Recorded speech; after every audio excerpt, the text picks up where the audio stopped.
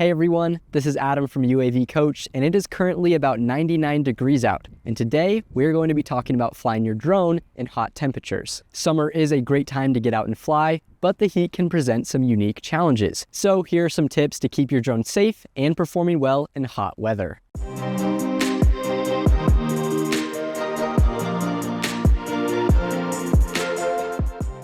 First, let's talk about batteries.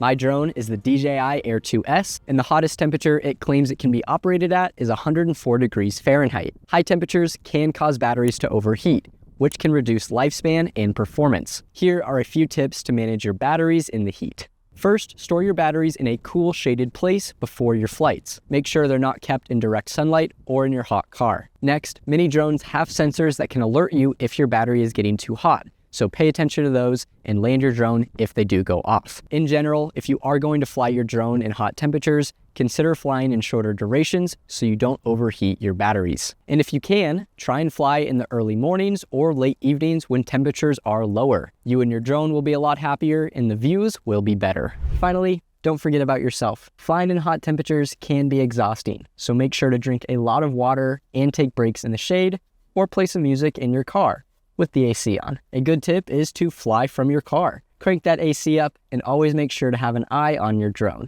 I've done this multiple times for certain jobs, and it's crazy to think that you can sit in your car, fly a drone, and get paid, while of course getting the shots you need. Another useful tip is to bring an ice box, put some ice water in it, put a towel in it, and bam, you instantly have a cool towel at your disposal. Overall, flying your drone in hot weather does require a bit of extra care, but with these tips, you can keep yourself and your drone safe while enjoying the summer skies. If you found this video helpful, make sure to like and subscribe and turn on that notification bell so you don't miss out on any of our future drone videos. Until next time, blue skies and safe flying.